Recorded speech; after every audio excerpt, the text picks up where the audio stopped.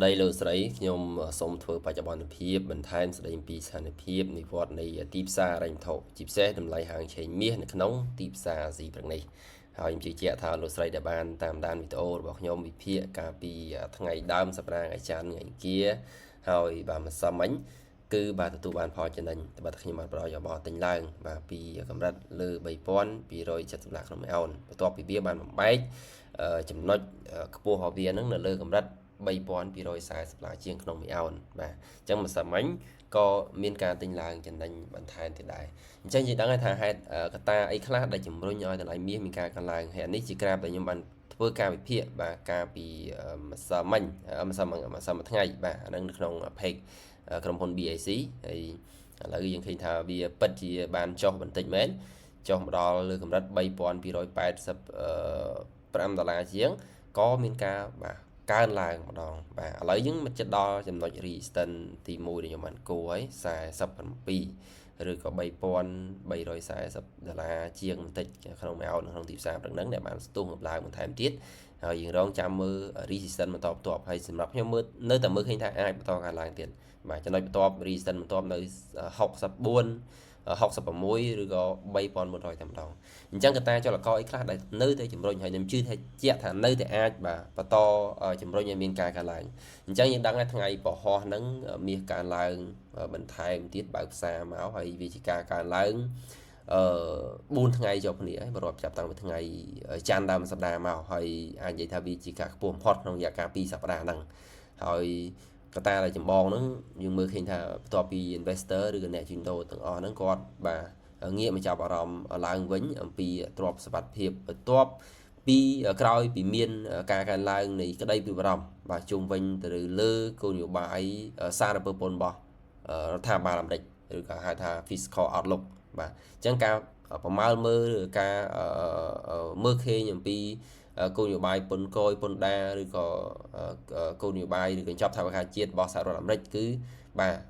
កំពុងតែប្រឈមទៅនឹងការចំណាយដ៏ច្រើនមហាសាលហើយការចំណាយនោះបង្កើតទៅជាវិដានអំណុលដែលមើលឃើញដោយក្រុមហ៊ុន credit rating ឬក្រុមហ៊ុនចាត់ថ្នាក់នឹងវាតម្លៃទៅលើ credit អន្តរជាតិរបស់សហរដ្ឋអាមេរិកដែលក្រុមហ៊ុន Moody ដែលបានធ្វើការវិតម្លៃកាលពីថ្ងៃចុងសប្តាហ៍កន្លងទៅគឺថ្ងៃសុក្រ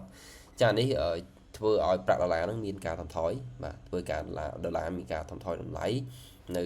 ក្នុងទីផ្សារពីមួយថ្ងៃហ្នឹងក៏វាមិនច្រើនពេកទេហើយដាច់ដライមាសដែលគិតខាងឆេងដុល្លារហ្នឹងក៏មានការកើនឡើងហើយបើមើលតាមស្ថិតិនឹងព័ត៌មាននេះនៅតែជាកត្តាជំរុញនឹងចលករដែលអាចធ្វើឲ្យមាសហ្នឹងបន្តមានការកើនឡើងទៀតគណៈដែលធនាគារកណ្ដាលនោះក៏បង្ហាញពីក្តីព្រួយបារម្ភដែរបង្ហាញពីក្តីព្រួយបារម្ភនៃគោលនយោបាយរបស់រដ្ឋាភិបាល Donald Trump ហ្នឹងហើយនឹងព្រួយបារម្ភទៅលើបញ្ហាសេដ្ឋកិច្ចនៅក្នុងពេលខ្លីខាងមុខអញ្ចឹងអានេះគឺជាកត្តាចម្បងមួយផ្នែកទៅហើយមួយផ្នែកទៀតយើងដឹងហើយថាការកើនឡើងនៃភាពតានតឹងនៃភូមិសាស្ត្រនយោបាយបាទជាពិសេសទៅលើបញ្ហានៅមជ្ឈមណ្ឌលដែលខ្ញុំបានលើកឡើងពីម្សិលមិញបាទទាំងរវាងអ៊ីស្រាអែលនិងពួកហាម៉ាស់ហើយថ្មីនេះដែលចុះផ្សាយដោយCNN នេះបាទតាក់ទងទៅនឹង report ឬក៏របាយការណ៍មួយដែលមើលឃើញថាបាទអ៊ីស្រាអែលកំពុងតែត្រៀមខ្លួនដើម្បីធ្វើការវិភាគទៅលើហេដ្ឋារចនាសម្ព័ន្ធយោធារបស់អ៊ីរ៉ង់បាទអញ្ចឹងយើងមើលអានេះក៏ជាព័ត៌មានមួយដែលមិនទាន់ confirm ឬក៏មិនទាន់បញ្ជាក់ច្បាស់ទេពីភាគីណាមួយហើយវាគ្រាន់តែជាព័ត៌មានមួយដែលបាទលើកឡើងដោយមន្ត្រីមិនបញ្ចេញឈ្មោះអានេះបើយោងតាមការចុះផ្សាយកាលពីម្សិលមិញបាទហើយបើយោងពីខាងមជ្ឈមណ្ឌលពីខាងរុស្ស៊ីអ៊ុក្រែនវិញយើងឃើញថាបាទសហរដ្ឋអាមេរិកលោក Donald Trump ហាក់មានចេតនាចង់ដកខ្លួនចេញពីអ្នកសម្របសម្រួលទៅលើការចរចាបញ្ហាបទច្បាញ់ឬក៏បញ្ចប់សង្គ្រាមដោយសារតែលោក Donald Trump គាត់អស់ក្តីសង្ឃឹមទៅលើភាគីទាំងពីរដែលមិនព្រមងាកមកចូលតុចរចាឬក៏មិនព្រមឲ្យមានកិច្ចព្រមព្រៀងបទច្បាញ់ណាមួយបាទអានេះគឺជាចេតនារបស់លោកបង្ហាញក្នុងពេលចុងក្រោយហ្នឹងបាទគណៈដែលទិន្នន័យសេដ្ឋកិច្ចពីខាងចិននោះវិញបង្ហាញក្នុងពេលថ្មីហ្នឹងបាទពីម្សិលមិញថ្ងៃហ្នឹងបាទបង្ហាញអំពីការនាំចូលមាសគឺមានការកើនឡើងជាការកើនឡើងខ្ពស់ក្នុងរយៈកាល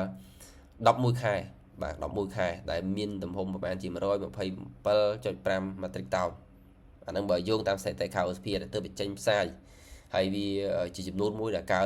នរហូតដល់ទៅ73%បើរាប់ពីខែ3មកពីខែមីនាមកណាអញ្ចឹងមានថាក្នុងខែមេសាកន្លងទៅហ្នឹងបាទមានការកើនឡើងរហូតដល់ទៅ73%បើធៀបជាមួយនឹងខែចាស់អាហ្នឹងវាបង្ហាញអំពីតម្រូវការកាន់តែខ្លាំងឡើងពីសំណាក់ធនាគារកណ្ដាលបាទពីសំណាក់ធនាគារកណ្ដាលជាពិសេសតាមរយៈអឺបញ្ហាចំនួនពាណិជ្ជកម្មឬអាមេរិកនិងចិនដែលកន្លងមកហ្នឹងធ្វើឲ្យបាទធនាគារកណ្ដាលបន្ថែមកូតាឬបរិមាណនាំចូលនឹងទិញបន្ថែមទៀតនឹងជាអ្វីដែលអាប់ដេតមកក្នុងទីផ្សារព្រឹកហ្នឹងដែលខ្ញុំចង់ជម្រាបជូនលោកស្រីដែលកំពុងតែធ្វើការតាមដាននិងជួញដូរដូចជាវិនិយោគលើមាសបាទមាសដុំមាសគីឡូក៏ដោយឬក៏ហាងឆេងមាសនៅក្នុងទីផ្សារហិរញ្ញវត្ថុក៏ដោយគណៈដែលប្រេងឆៅរៀងនៅត្រឹងបន្តិចបាទរូបិយប័ណ្ណផ្សេងគឺមិនមានបំប្រែប្រួលច្រើនពេកទេបាទលុយបាតក៏ឃើញថាมันបាទមានអីប្រែប្រួលច្រើនដែរអញ្ចឹងតម្លៃហាងឆេងមាសសម្រាប់ខ្ញុំមើលឃើញថាថ្ងៃហ្នឹងអាចបន្តមានការកើនឡើងទៀតជាបលខ្ញុំនៅតែអាចរកកន្លែងទិញឡើងបន្ថែមទៀតបានអញ្ចឹងខ្ញុំនឹងធ្វើការអាប់ដេតនៅក្នុងពេលក្រោយទៀតសម្រាប់លោកស្រីបងប្អូនដែលមានចម្ងល់បាទតេតងនឹងការប្រឹក្សាយោបល់តេតងនឹងការចរចូលជារួមជាក្រុម VIP ឬក៏ទទួលបានព័ត៌មានបន្ថែម24ម៉ោង7ថ្ងៃក្នុងមួយសប្តាហ៍ការប្រឹក្សាបន្ថែមមកលោកស្រីអាចធ្វើការតំណែងមកកាន់ខ្ញុំបាទតដែលមានដាក់លេខទូរស័ព្ទនៅខាងលើឬក៏សម្រាប់លោកស្រីដែលមានចំណាប់អារម្មណ៍ចង់បើកគណនីជួញដូរបាទសិក្សាពីរបៀបជួញដូរ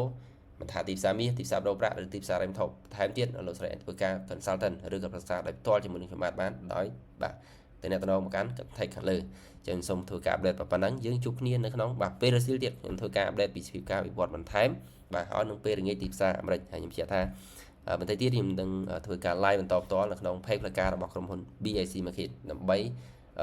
បង្ហាញពីព័ត៌មានបន្ថែម detail លម្អិតបាទអំពីស្ថានភាពដែលកំពុងតែវិវត្តនៅក្នុងទីផ្សាររ៉េនថប់បាទសូមអរគុណនិងជម្រាបលា